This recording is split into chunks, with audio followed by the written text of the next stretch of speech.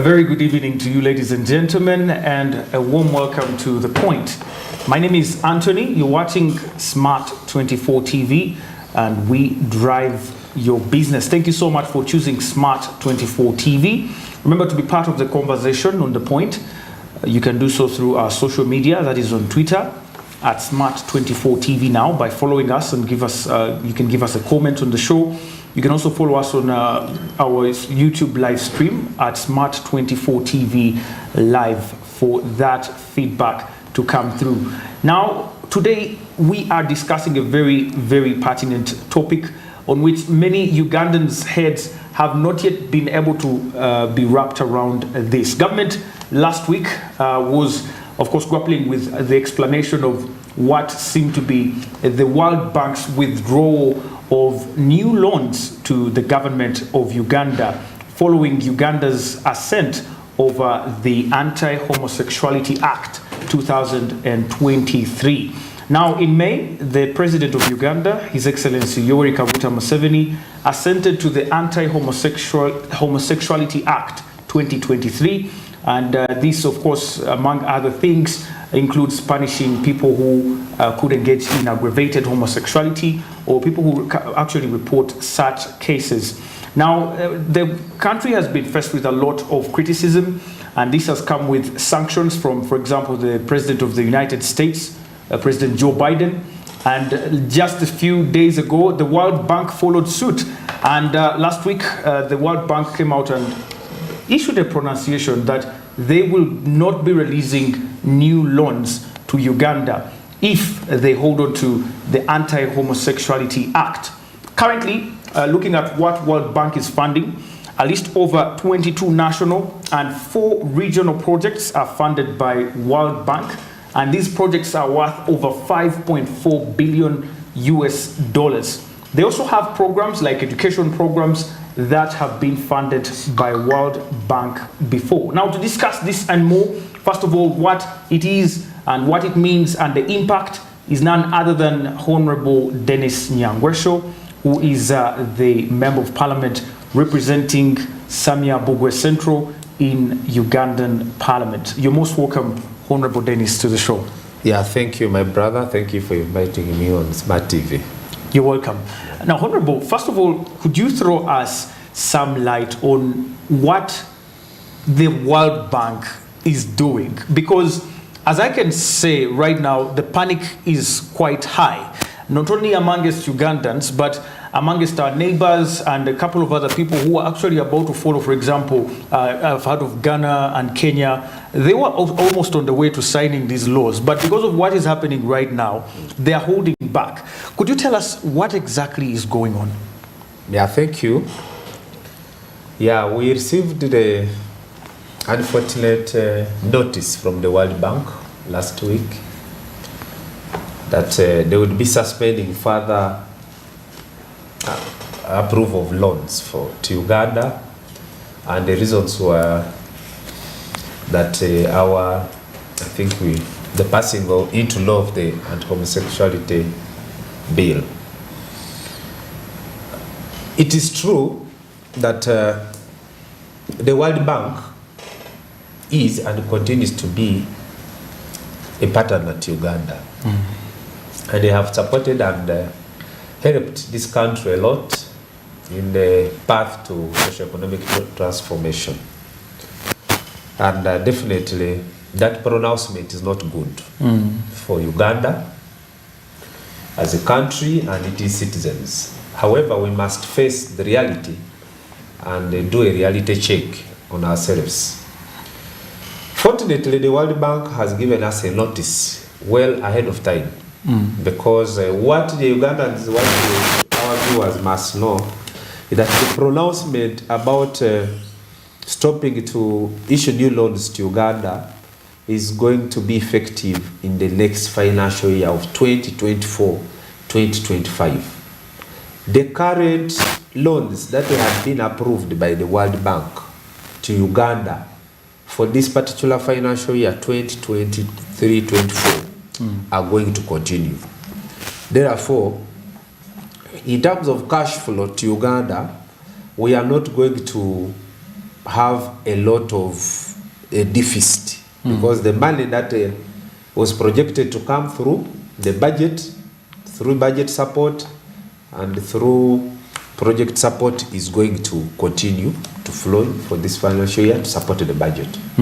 However, next financial year, we shall not be receiving those loans from the World Bank. And this is timely because we normally start our budget process as early as July and August.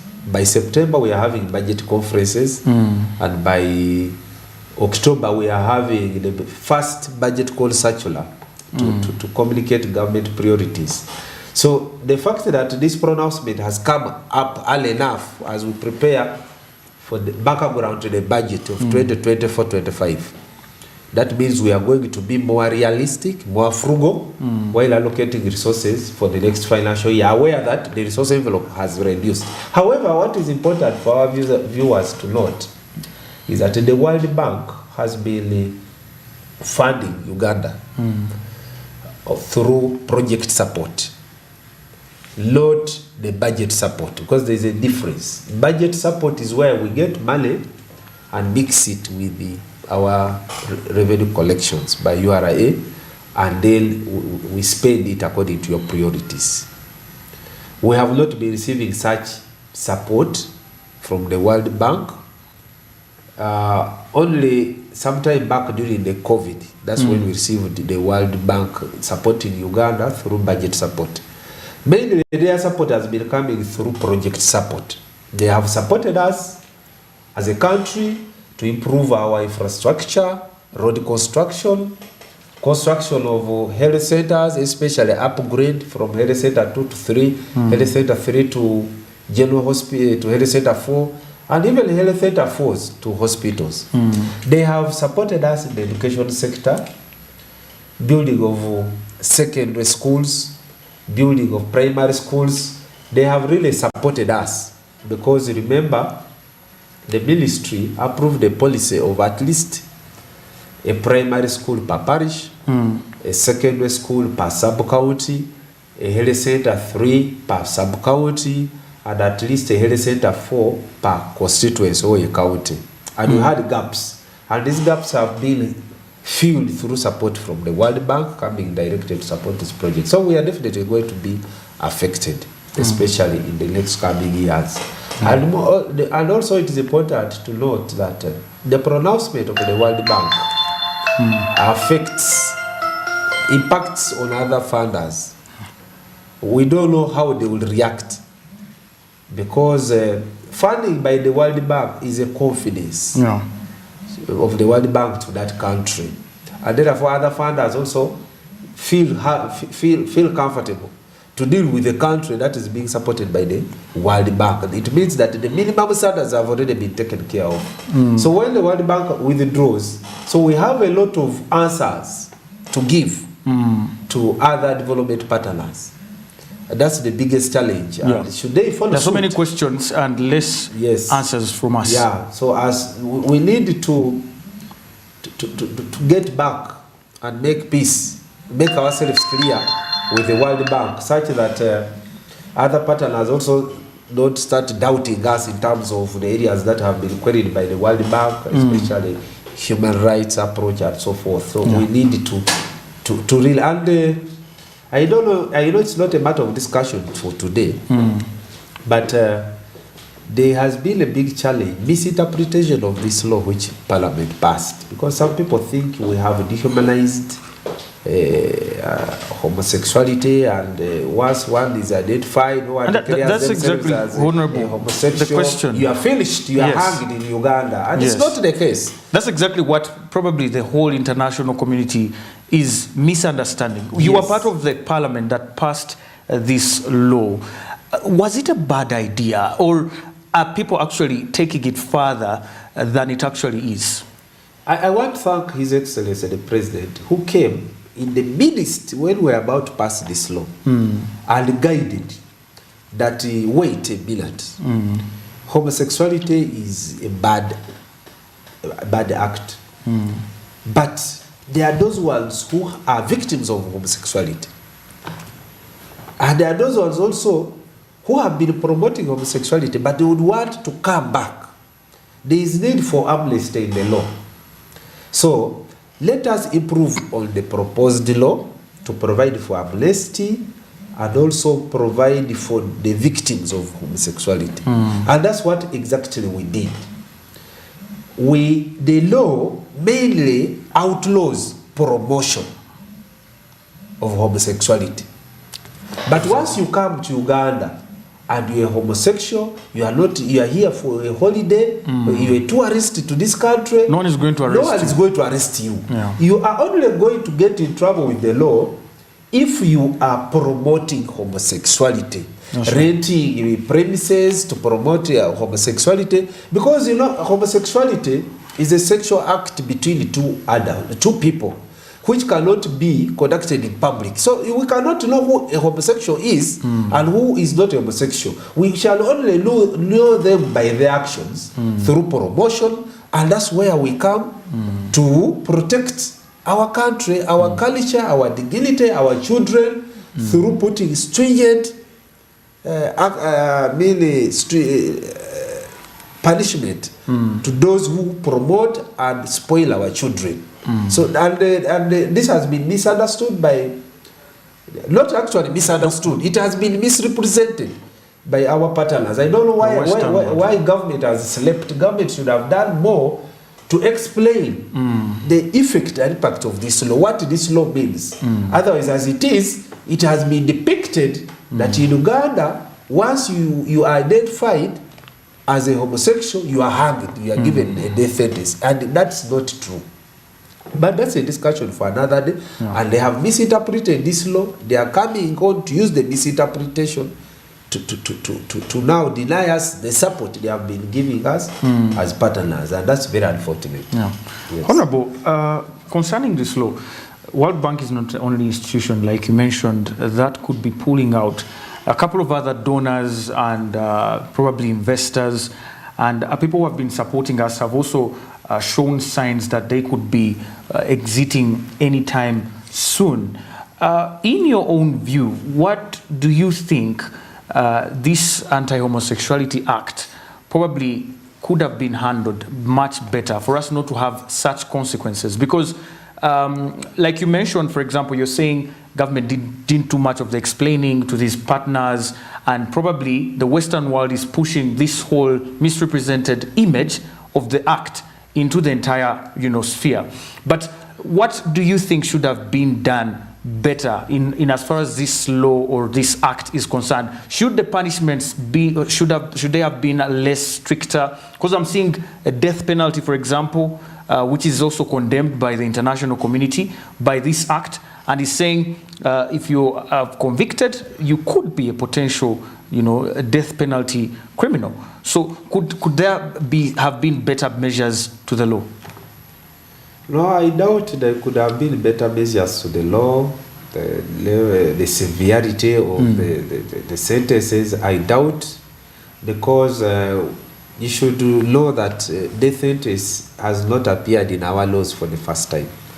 And I don't know why the World Bank is concerned about a death sentence for an offender of homosexuality, and we have had death sentence in our laws for a long time. And death is death. It affects a right to life. So why is it a right to life important when it comes to other death sentences? And it has become a very serious issue when it becomes to offenders of homosexuality. Two, when you look at the law, we have not had many laws that have a lot of amnesty. But for a few times I've read laws and passed laws in Parliament. This is the first of its kind, a law that has a provision for amnesty. So what the government should be doing right now is to sensitize people that those who might have been wrongly, who were lured into homosexuality because of other factors and would like to come out. You come out, we give you amnesty, we even provide you psychosocial support for rehabilitation and we are supported to live a normal life. So there was nothing much we could do. We were very careful when we were making this law, and as I've told you, this law was first passed by Parliament and returned by the President with guidance that we give a provision for amnesty, and 2, we also give a provision for those ones to reform. So there was no better way we would have handled this law apart from expunging it from the laws of Uganda, which is again more dangerous. So you would have asked, if you asked me a question, that the law versus the non-law were best for the country. I don't see us having no law and saying that we are preparing and leading this country very well. The best is to have this law, and it has been enacted in the most liberal way you would think about.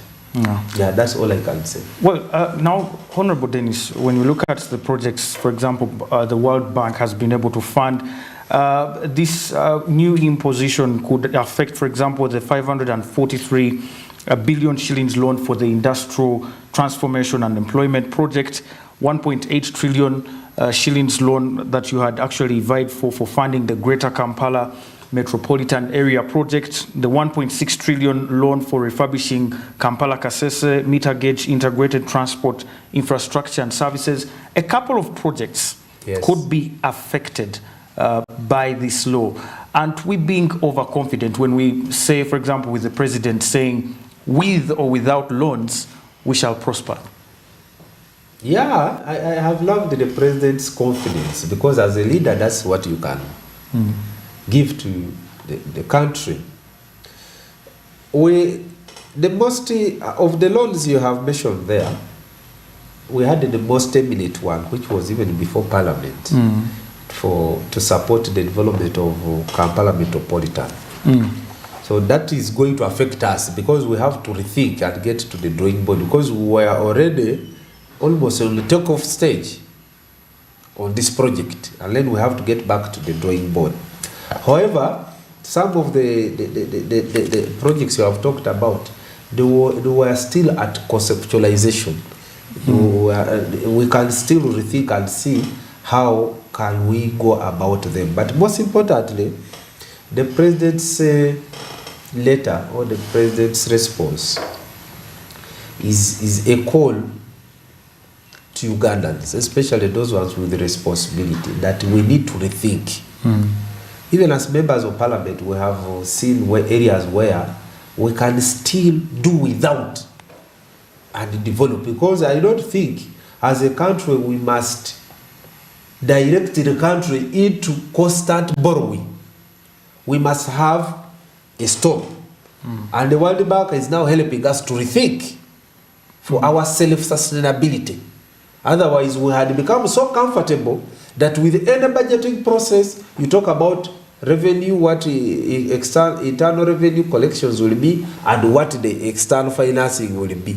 But now, with the possibility of no external financing, we must rethink. We must reduce our appetite for ambitious projects. Some of these loans, by the way, they have come in the country and they have not been utilized, either on time or as prescribed in the terms. And we have ended up paying more money in terms of penalties and in terms of interest. So some of these loans have impoverished Uganda, because not all of them have led to a positive change. Some of them, we have had to pay for them using our local revenue that would have been used to do other things. So the president is basically trying to tell us to rethink and do what we call a financial re-engineering. When you look through the budget, we can sit and say, for example, we had a policy of a sub-county per school. But remember, as we do a sub-county per school, we are demarcating more sub-counties. And therefore, you cannot even, in terms of percentage, how much have you done? How many sub-counties in the country do have secondary schools? So now, this is the time to rethink. The constant, because when you divide the sub-county, you create a need for a secondary school and for a health center 3. And you don't have money. Now that's the relevance of the World Bank, because it comes in and fills that gap. If we don't have that, if this country decides today, in the next financial year, and say, we are halting construction of new secondary schools for the next 5 years. We are halting health center 3s, no construction for the next 5 years. It may not even affect the service delivery of health. I've always told the people that it's not useful to have a building next to your home called the health center, which does not have drugs, compared to one who walks 5 kilometers to a health center where they are going to have drugs. You rather walk 5 kilometers and find medication than to walk to next to your village or in your village and have no health worker. Because we still have these issues that we have a lot of capital development, construction of health centers. We do not even have the personnel to run. The personnel to run means increasing the wage by recruiting more people, yet the wage cannot be increased. We are strained. So we need to rethink and say in the next 5 years, what can be of priority? The other day, the Electoral Commission released a roadmap for 2026. And we are telling us, in their roadmap, they are going to create more 37 constituencies. They are not only going to create members of parliament who are already a burden to the taxpayer. That's right. They are going to create a need for 37 health centers. Health center force. Yeah. And it does not only end there. It means they are going to create need for more health workers. So when are we going to end this cycle? Now this is the time to rethink. There is no better time than now. Thank you, Honorable Dennis. We're going to take a very quick breather. And when we return, dear viewers and Honorable, we have a budget of 52.7 trillion that we are looking forward to. And about 29 trillion is expected to come from the taxpayers' pockets, and a couple of trillions coming from lenders like World Bank. Like you said, this might not be affected for this financial year, but still now we are planning already for the next financial year. We are already underway through the budget process. What do you think are some of the options that we have, and are we going to be more frugal this time round? My name is Anthony. We return shortly. This is The Point, and you're watching Smart 24 TV.